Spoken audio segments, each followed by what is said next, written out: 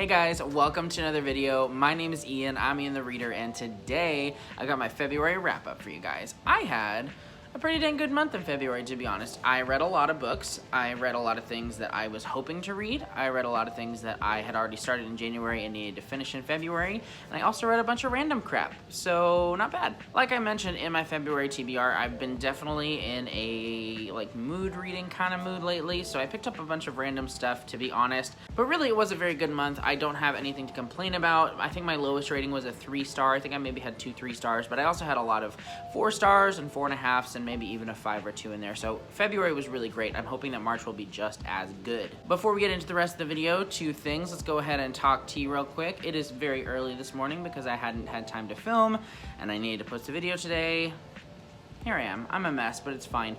So I'm drinking a caffeinated tea. I'm drinking my vanilla chai, which is my favorite black tea right now. Aside from like Earl Grey, maybe, this is one of my favorites. It's very spicy, but it's also very sweet. It's got a really great flavor to it, and it is very caffeinated, so I enjoy that. And lastly, before we get into the rest of the video, it would mean the world to me if you would hit that like button and hit that subscribe button if you haven't already and you feel so inclined. You can also hit the notification bell if you want to. I post videos every Tuesday and Friday, and I would absolutely love it if you stuck around. Thank you so much. All right, let's not waste any more time. Let's go ahead and jump into the books that I read in February. I really have no particular order on how I'm going to talk about these books. I have like 3 stacks of books around me, and we're just going to talk about them as I grab them. So hope you like that. First, let's talk the rereads that I did this month. I have been slowly getting more comfortable at my job to the point that I feel comfortable listening to audiobooks a little bit at work, but for the most part, I'm more comfortable listening to rereads just because that's something that I don't necessarily have to give my full undivided attention to 100% of the time because I'm already familiar with the plot and the characters and all that jazz. So, I did reread 3 books this month. The first 2 books that I reread in the month of February were The Bad Beginning and The Reptile Room by Lemony Snicket, the first 2 books in a series of unfortunate events. I plan on rereading this whole series throughout the year, kind of taking my time with it, but it was such a delight to be back in this series. It is one that is like super nostalgic for me. It was the book series that really got me into reading when I was younger, and I'm just loving my time with it. I have reread the first 4 books kind of recently, so this was definitely very familiar territory for me, and I'm kind of ready to get out of those and get back into the books that I haven't read since I was like 11 or younger at this point. But I really love The Bad Beginning in particular. It is such an iconic start to the series. There's so many moments that are very series defining for me, so I loved The Bad Beginning. I would say, I mean, it's hard for me to like rate them on like a star scale because it's skewed by my perception of like, you know, how I interpreted it as a young child and all that jazz. So, but The Bad Beginning is like top-notch, highest tier of a series of unfortunate events for me. The Reptile Room is a little bit lower. I do like The Reptile Room a lot, especially, you know, their uncle Montgomery. He's really great. I love the whole Reptile Room aspect of the story. I think that's really interesting. That being said, reading this as an adult, it is so frustrating. And I'm sure it was frustrating to me as a child too, but like literally every single adult, they're just all idiots. You know, they don't listen. They just talk over each other. They talk over the kids. They don't see frickin' Count Olaf, who is very clearly Count Olaf. And it's just kind of like, frustrating as an adult to read, but at the same time, I'm sure like it is probably just as frustrating for, you know, kids to read. I was probably frustrated, but reading it now as an adult, I'm like, oh my gosh, if it was me, would I not listen to the kids? Because like, you know, as adults, you're kind of just sometimes like, oh, hush now kids, you're just being children and you don't know any better, but like, they're the only smart ones in the whole series. And then the only other reread that I did manage to fit in this month is Grave Peril, the 3rd book in the Dresden Files series. If you watch this channel, you know that the Dresden Files is very near and dear to my heart. It is one of my favorite, if not my favorite, fantasy series of all time. I love reading it, rereading it, talking about it. And yeah, this is my first time rereading Grave Peril. And the first time that I read Grave Peril, it was one of those that kind of was a moment in the series where I was like, oh my gosh, do I really want to continue with these books? I did not enjoy it. Upon reread, I did enjoy it though. There are a lot of moments in the series that are impacted by the things that happen in the third book, and you're introduced to a lot of really great characters, and there are just some really great moments, and overall my experience was a lot better with Grave Peril the second time around. I think that's pretty normal for the series. Like, upon reread, the books you didn't like so much, you see value in, and I had a good time. So those are my rereads for the month of February. Let's go ahead and talk about the other 2 books that I read in February that I don't have physical copies of. The first of those is the first book that I read in February, and it was so random. I really can't even say what made me pick it up. Maybe I saw like a review for it or something that was really positive, and I was just like, sure, let's give this a go because it's a short audiobook. I think that's what it was, and I also technically picked it up on like the last day of January thinking I could maybe finish it then, but I ended up finishing it February 1st. But that is The Green Ember by an author whose name I can't remember, unfortunately. I'm so sorry, but it's right here. This book was really good. Like, it really was. I had a really good time with it. So it's a fantasy story for middle grade readers. For middle grade readers. That's the target audience, but whatever. But it's one of those that, like, okay, so the characters are rabbits, right? And so that's something that you just kind of have to get used to. But there were so many moments that I forgot they were rabbits, and it just kind of felt like a fantasy story, a really good fantasy story. Like, I thought that the lore of the story was really well done. I thought that the characters were really well defined. They had really great character arcs and really great relationships throughout the story. And it's one that, with a few tweaks, could have very easily not been about rabbits, and it could have very easily not been for middle grade readers as well. I thought it was one that is honestly enjoyable for all ages. I had a really great time with it, and I'm really excited to continue in the series. This is one that was really easy to get into, so I'm hopeful to pick up the second book sometime very soon. I had a blast with it, though. This was a 4-star read for me. It was a good time. It really was. And the last book that I read in the month of February that I do not have a physical copy of is Beautiful Country by Chan Julie Wong. This is a book that has been on my radar for quite some time, and I was so lucky to get a NetGalley arc of it. However, I just didn't get to it. There's a common theme with me. I read quite a few books that I've been meaning to get to for a while. I thought that this book was absolutely fantastic, though. This is the author's memoir of growing up as an undocumented American in a family that is really poor and is just honestly having a very different experience in America than what they had expected. It has a lot to do with income inequality. It has a lot to do with growing up in that undocumented experience where there's a lot of fear and a lot of, just nervousness around accepting help from anyone. And it was just an experience for me as a reader that was very eye-opening, as well as just really heartbreaking because it is told from the eyes of the child. It is her as an adult also, reflecting back on what it was like being a child, but it's very much kind of a narrative of a young child going through this experience. And maybe it's just because I have kids and things like that, but just hearing about like how hungry she was and how scared she was and things like that, it was just honestly very moving. And I thought it was a really well done memoir. My only complaint, and it's not really like even that big of a complaint, is the book ends at a point where she is leaving America, basically. I think she's like maybe 12, and she moves to Canada, and that's where the story ends, because it's really about her experience in America. And I guess I just wanted more out of what happened next. That's just me as the reader wanting to know more of her growth, more of her transformation, more of her becoming the woman she is today, because you get all that story and then it skips ahead to her as an adult, kind of reflecting back on everything that happened in between that time. And I guess I would have liked a little bit more of the time in between, but that's just me personally. So I really did have a great time with this. It was very moving, it was very eye-opening, it was very powerful, and I really enjoyed reading it. This was a 4-star for me. All right, now we're jumping into the random book stacks. Let's get started. First, we have The World Played Chess by Robert Dugoni. This is a book that I received from the publisher back in like September, maybe even August. And I've been meaning to get to it for quite some time. This is a historical fiction told from the perspective of really 2 different 18-year-olds, one of them taking place in the Vietnam War, and one of them being more in like the 90s, I think. And it is just about growing up. It is about their friendship because they meet each other when the younger person turns 18. They end up working together. But it's really just about PTSD and the impact of the Vietnam War on those who were involved in it, as well as the people around them, how they view what's going on in those people's heads and in those people's lives.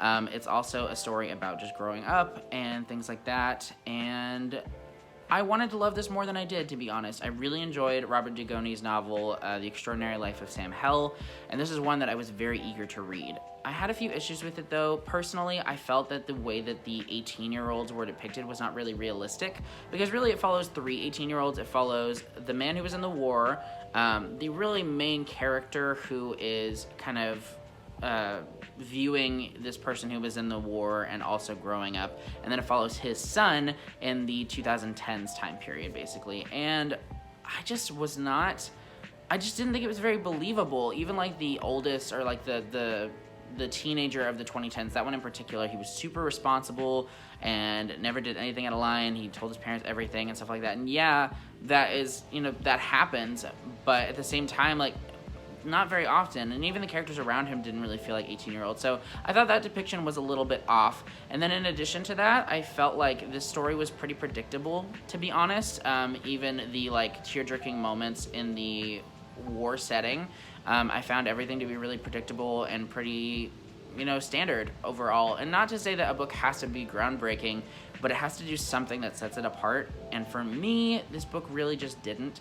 And so I enjoyed the writing, I enjoyed some of the character moments, and I thought that some of the depictions of war and PTSD were very well done, and I appreciated those. However, for the story as a whole, I'm gonna have to give this book a 3 stars because it just really didn't do very much for me. I also read The Houseboat by Dane Barr. This is a book that the publisher was kind enough to send to me. Thank you so much, Counterpoint Press, for giving me this finished copy of this book. It does release March 8th, I believe. I'll go ahead and leave a link to pre-order it on Amazon down below. But this book was really, really good. To be honest, I kind of requested this book on a whim.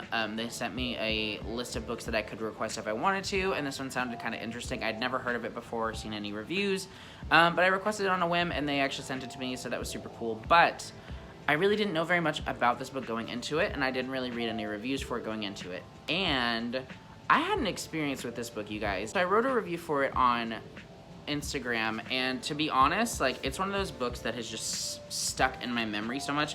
Like, I feel like actually a good word to describe this book is that it's very sticky. Like, the atmosphere, the characters, the setting, the writing, all of it is just very, very hard to shake off when you're not reading it. There's something about it, it's almost like you sink into the book, to be honest.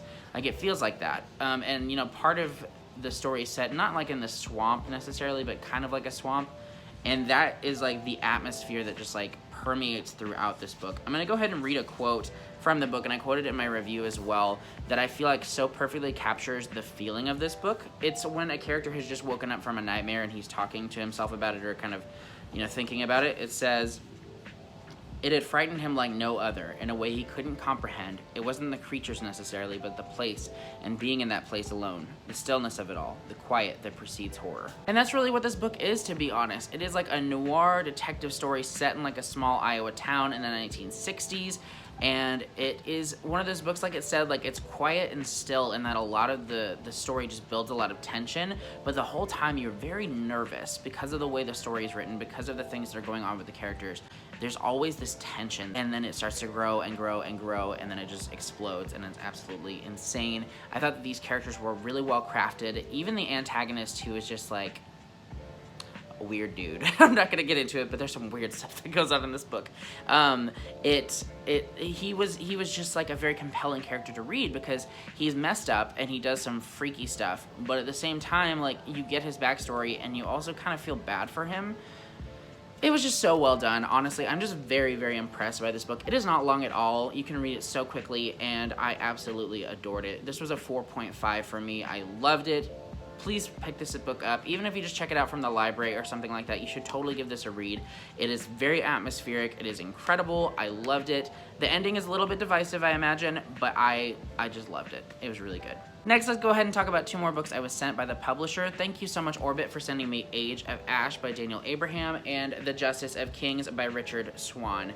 I read both of these books back to back, and I had different experiences with them. I'll talk about them a little bit more in a future video, because I'm planning on doing a dedicated review and ranking of these 2 books, as well as Engines of Empire, another new release from Orbit, once I finish that book. But let me talk about these. Okay, so let's talk Age of Ash first, because this is the first one that I read. I liked some things about this book, but not as much as I wanted to be honest. I was kind of aware going in that it's the first Abraham book, as Library of Alexandria says, and that's something to anticipate, just kind of a little bit more of a slow burn, building tension that will eventually pay off. That being said, I still have to get a certain amount of enjoyment and connection in the book to really care, and I just didn't so much. I liked the world. I thought that it was very well written and very well crafted, and you could very much feel immersed in the place that you were in as you were reading it. However, the characters themselves just really didn't stand out in any way, shape, or form to me. I thought the protagonist was just kind of bland, to be honest. As well as, you know, there were moments of the plot that I think were supposed to be very much like shocking, and I wasn't shocked. Even early on, there was like a kind of twist, and I was just like, okay, obviously that was going to happen. And I don't think that that's necessarily unrealistic for any other reader. Like, it really just feels very much blatantly obvious. And then in addition to that, the plot just really didn't go anywhere. It was one that kind of felt like it was always trying to take off, but it never really did. And that frustrated me a little bit. I am planning on picking up the second book because I do want to see where the series goes and if it does start to pay off on the things that book one was setting up. That being said, dependent upon how book two goes, I may not continue with the third book in the trilogy just because I need a little bit more than what this book gave me. This was a 3-star for me. That being said, The Justice of Kings was amazing. I think this is a pretty common trend with people who have read both. For the most part, is they like this one, but they love this one, and I fall in that same boat because this book is incredible. It is like, I feel like it was written for me, and I say that, but like, obviously I know so many other people would enjoy this book, but it's like everything that I want in a book. It is a mystery, thriller, detective story in a fantasy setting with supernatural magic, really grim, dark settings and atmospheres, and it's bloody, and there are great characters that really have great relationships and are very dynamic and complex, and it was just so good. Like, this book was so good. I am so impressed, honestly, by what Richard Swan did in this story. This is very much a Sherlock and Watson type of mystery detective story in that it follows Von Vault, this guy right here, who is the justice, and his clerk Helena. It is told from Helena's perspective as she views everything that's going on around her, as she views Von Vault and things like that. She is 19-year-old at the start of the story, and it definitely does bleed through that she's 19 years old, in that she's very emotional. She is very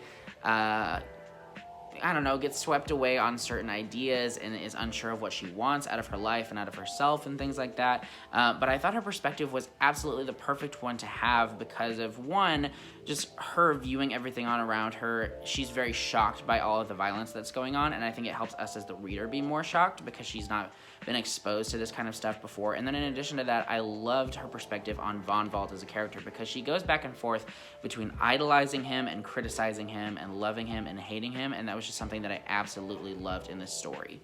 Also, the ending of this book made me so desperate to have book two. It's not like a cliffhanger, but something happens near the end that changes one of the characters very dramatically, and it hints to the fact that they're going to change even more, and I'm dying to see what is going on in the second book. So for me, The Justice of Kings was fantastic. I'm going to go with a 4.5 because there was a little bit of insta-love that I felt wasn't necessarily justified in it. And if it had been handled a little bit differently, I think I would have cared a little bit more about that relationship, but I just really didn't. That being said, that is not really the focal point of the series or of the book, so it doesn't matter that much, but I do think it is worthy of deducting a half star. So for me, The Justice of Kings was a 4.5, and I can definitely see future installments being 5 stars. I also read A Winter's Promise in February. This is a book that I've been meaning to read for quite some time, and I buddy read it with my aunt, and we both had a really good time with it. It was a 4-star read for both of us. This is one that is a translated work, I believe, from French, I'm pretty sure, and it is a very whimsical fantasy story in that, like, the setting is so unique. It feels almost like unpredictable. Like, I love those kinds of fantasy stories where the setting is just one that is so out there and so creative that you never really know what's going to happen. And that was definitely the highlight of the story for me, was the setting. The magic system was really interesting as well, and I thought the writing was so beautifully translated. Like, if you told me that this was just written in English, I would have believed you, because there were no moments where it felt unnatural or like it was trying to say something else.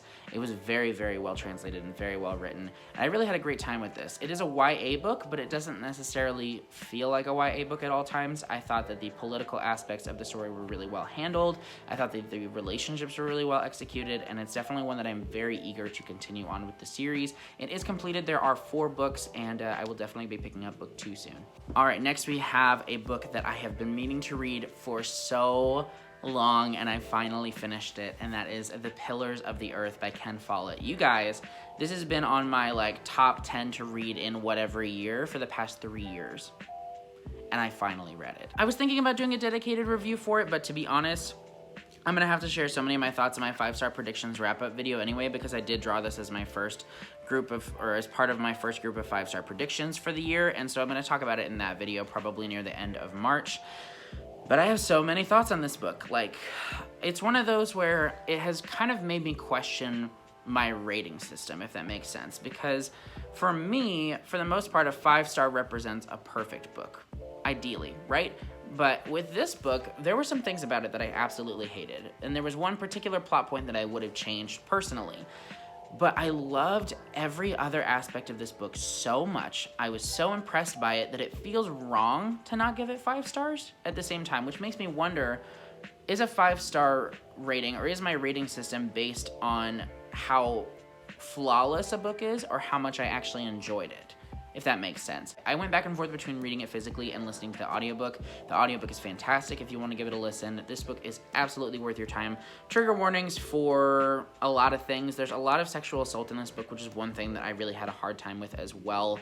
But it was a really amazing book, and if you can stomach that, if you can get through it, it is rough, but this book is incredible. It really is. The second to last book that I finished in the month of February was Anna Karenina by Leo Tolstoy. This is my first classic for 2022, and it took about as long as I expected. I gave myself 2 months to read it, and it did take me that long because it is dense and long, but I really enjoyed this book overall. I thought that it was really interesting, the things that it had to say. I guess I didn't really know what to expect going into it. I didn't really know a lot about the story, to be honest, except that it was highly praised and viewed as one of the greatest novels of all time.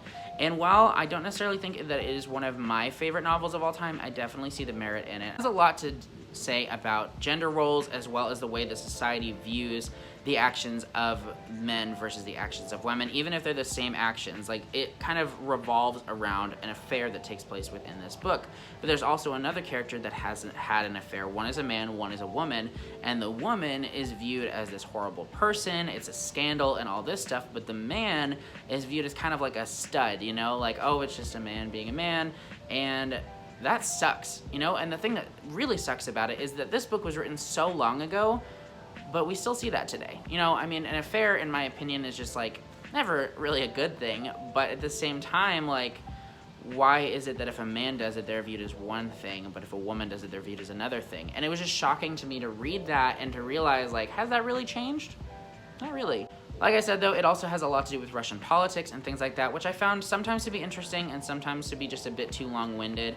In addition to that, the characters were wild. They were really well crafted, don't get me wrong, but sometimes I was just frustrated with them so much that I didn't like them, and I know that's kind of the point. There's definitely an anchor in the story in Levin, even and in Kitty as well. Their characters are very much an anchor for you, as these other characters are just super reckless and crazy and doing whatever the heck they want.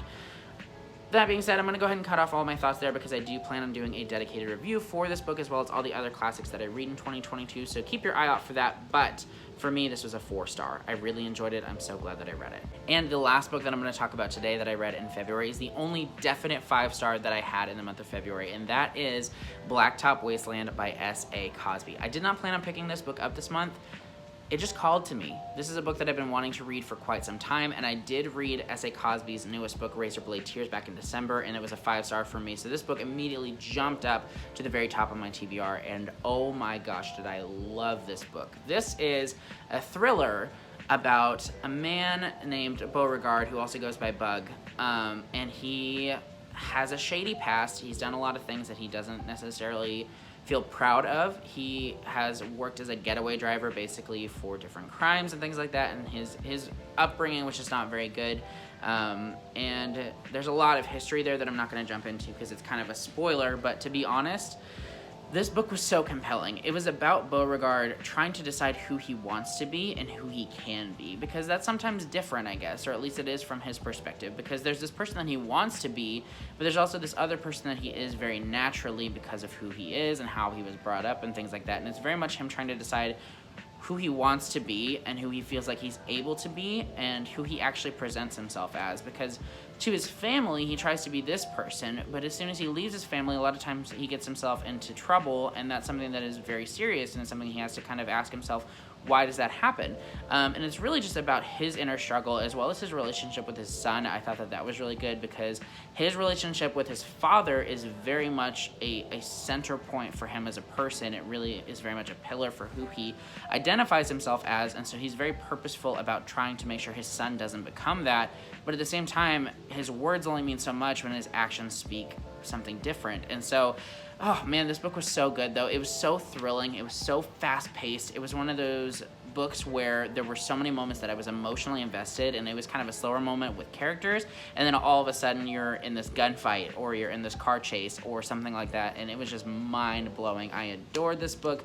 It was so good. If you can handle violence, if you can handle a lot of language, stuff like that, then I highly recommend picking this book up. It is fast-paced, it is moving, it is thought-provoking, it says a lot as well about income inequality and racism and things like that without being so that's the whole point. Like, it does such a good job of perfectly wrapping a very important message in a very attractive package, which I think is good because it'll get more people to read it and to consume that message. Like, this book is just brilliant, and honestly, I will read anything that S.A. Cosby writes at this point. I love this so much. But those are all 13 of the books that I did read in the month of February. Let me know in the comments down below what your favorite book was that you read in February. I'm always looking for good book recommendations. Like I said, make sure to like and subscribe and hit that notification bell because I do post videos every Tuesday and Friday, and I would love it if you stuck around and talk books with me. Thank you so much for watching, and I'll see you in the next video. Bye!